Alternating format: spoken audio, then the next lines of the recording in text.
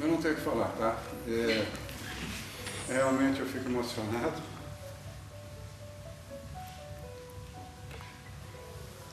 Eu só quero mandar um beijo no coração de três beijinhos no coração. Tá? Um no coração dos bonecos, outro no coração de quem faz bonecos e outro no coração de quem vê bonecos.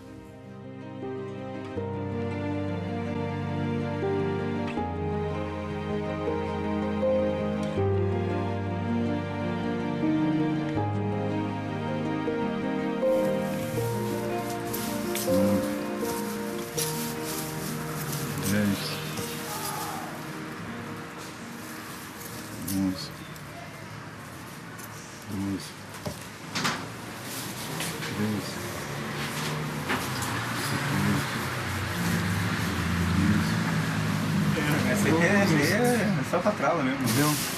A minha vida começou a se desenvolver efetivamente com a vontade danada que eu tinha de fazer cinema. Queria fazer cinema, queria ser artista de cinema. E de onde? Nem do Brasil, nem conhecia nada de cinema brasileiro nessa época. Queria ser um grande ator de Hollywood, no mínimo. Mas acontece o seguinte, como fazer cinema em Curitiba dessa época? O negócio era começar a fazer teatro. E tinha um grupo começando na época, entendeu? Que era um grupo chamado CPC, Centro Popular de Cultura. E esse grupo resolveu fazer teatro de bonecos. Que sina minha, que sina, gente. Isso é o jeito. Fazer o quê? Então comecei a fazer teatro de bonecos.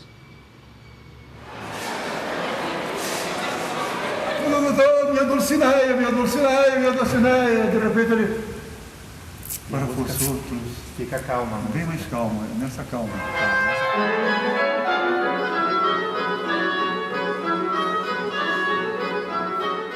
Aí se junta um time, né, uma seleção de pessoas muito importantes do teatro de bonecos brasileiro. O Manuel começou a fazer teatro de boneco quando o teatro de boneco não era considerado nem teatro. E não tinha referência de teatro de bonecos no Brasil.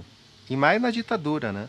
O pessoal que estava caçando, entendeu, comunistas e etc, também não queria saber muito porquê, entendeu? Tinha uma leve desconfiança, estava pegando e estava silenciando e estava sufocando, então você tinha que correr mesmo.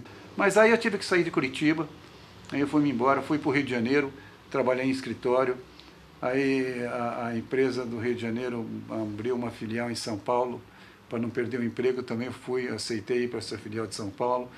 E em São Paulo eu recomecei a fazer o teatro de bonecos uns 10 anos depois de paralisação por causa do golpe militar. Quando nós conseguimos reestruturar o trabalho e montamos o primeiro trabalho na reestruturação desse grupo em São Paulo, que nós montamos um grupo chamado Grupo Carreta.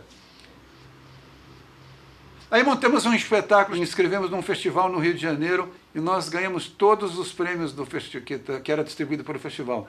De melhor espetáculo, melhor direção, melhor música, melhor texto, melhor isso, melhor aquilo, melhor etc, inclusive, né? E tinha um aspecto muito interessante, Margarida Curiosa. O grande desafio da Margarida era ela enfrentar o desconhecido. Uma gana, uma vontade de experimentar, de desenvolver, de extrapolar tudo que já tinha se feito, entendeu?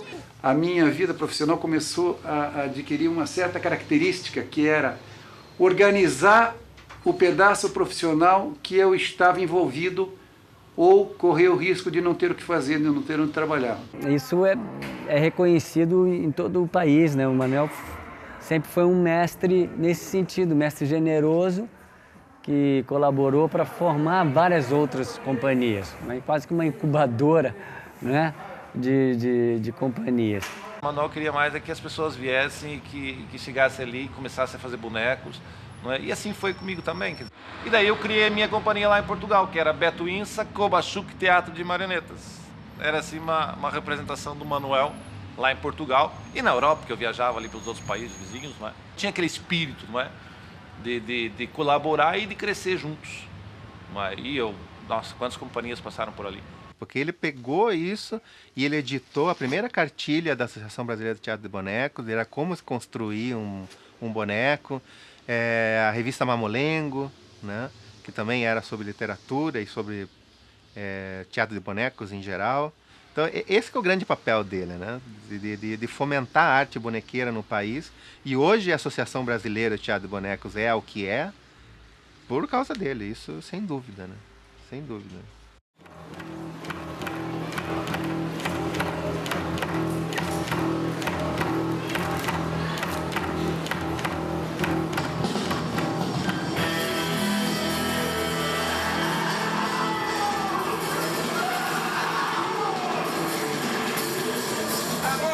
Tirar de dentro do cartola belíssimo coelhinho azul.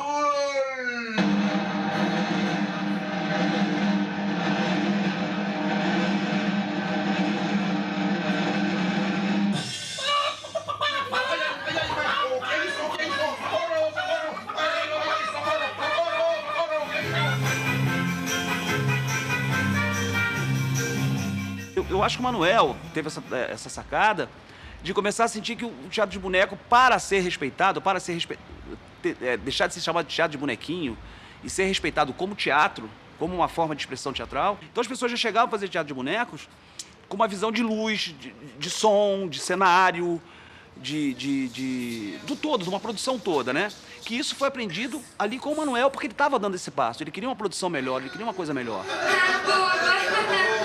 Tainá Rakan me ama e vem casar comigo.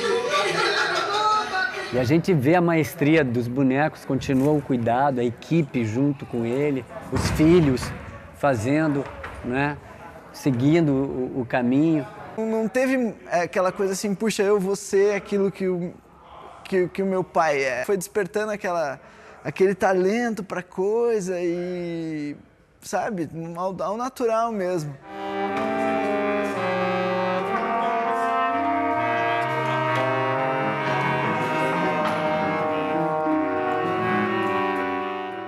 Dom Quixote chega numa aldeia pequena do interior da França, né? E descobre que naquela aldeia existe um teatro de bonecos. Imediatamente ele se candidata a ser assistente desse teatro de bonecos e vai assistir.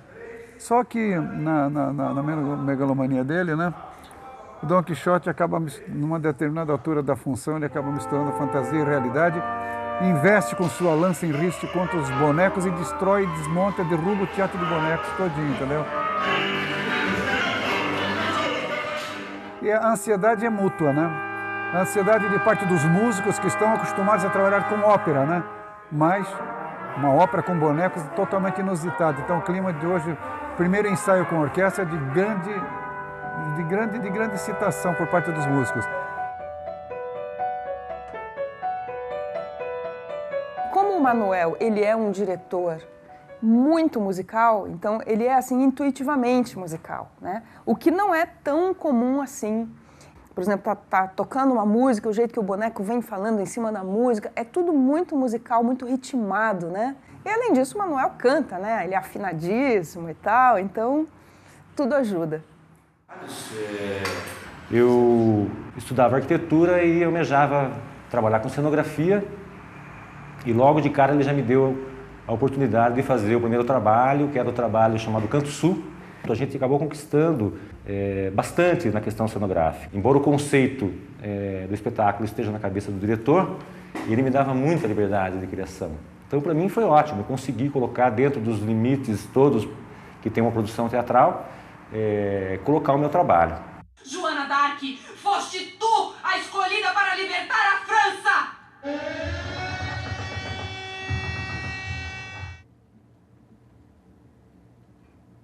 Afasta-te de mim, mulher das ruas, porque o pecado ronda tua presença e eu quero estar pura. Acusada de usar roupas masculinas. O que ela poderia usar entre soldados? Ora, um decente vestido de camponesa? Vivendo dia e noite entre homens, em qualquer...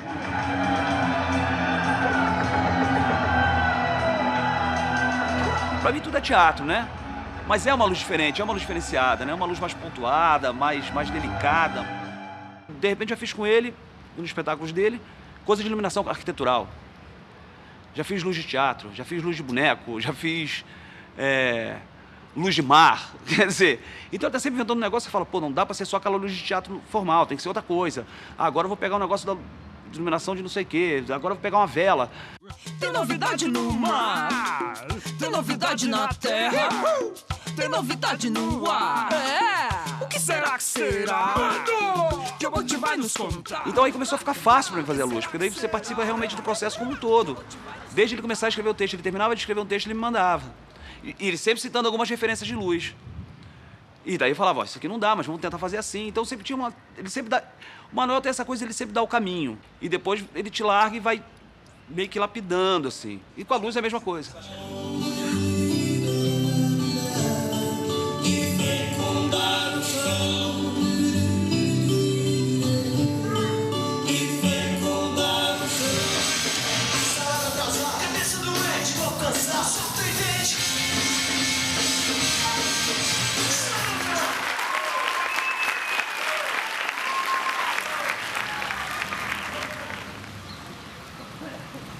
Todos os caminhos me levavam de volta para casa, né, para Curitiba. Surgiu a possibilidade de trabalhar com muita gente diferente, muita gente nova. Me estruturei novamente em grupo e desenvolvi um trabalho e tive montes de estreias nessa Curitiba bacana. Se você pegar todas as pessoas que fazem teatro de boneco em Curitiba, elas têm, se não diretamente, indiretamente, uma influência do Manuel Kubachuk. Absolutamente todas.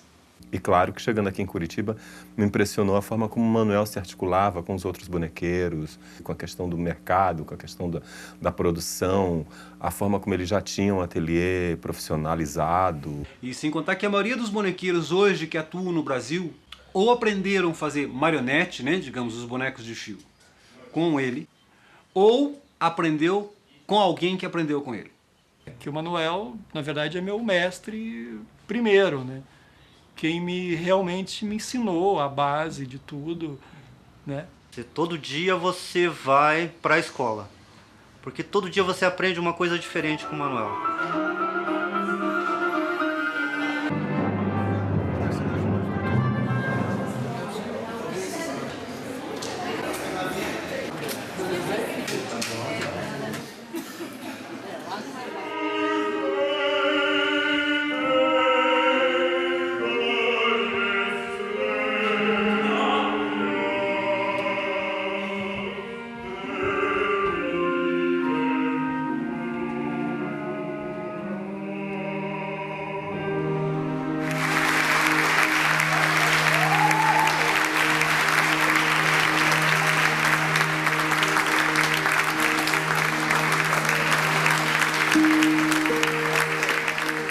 Participamos de um grande espetáculo, né, que é o espetáculo da amizade, onde o Manuel é um ator principal. Antes de tudo, é um homem bom de verdade, assim, né? Ele é um trabalhador. Com certeza, ele foi o que acendeu o fósforo. Sabe, o dia que se fez a luz para o teatro de boneco no Brasil, ele acendeu o fósforo. Se você for escrever 15 linhas sobre a história do teatro de bonecos no Brasil, 15 linhas é muito pouco. Você tem que citar necessariamente o nome Manuel Kubachuk. Então, assim, isso não é para qualquer um. Manel é isso. Eu acho que a figura dele, eu acho que ele é mais animação do que humano. Eu tenho às vezes a impressão de que o Manel não existe, né? O Manel é fruto de uma construção mental minha, às vezes eu fico pensando assim, né? Porque é fruto de uma paixão. Parece até aqui parodiando o poeta, entendeu? Quando eu nasci, um anjo torto desses que vive na esquina me disse: vai, Manuel, ser bonequeiro na vida, ou ser gauche na vida. Ser gauche também me rendeu muita possibilidade de criatividade, porque me rendeu cadeia e me rendeu esclarecimentos de montões, entendeu? Mas estou aqui bonequeiro e até o fim bonequeiro para quem quiser.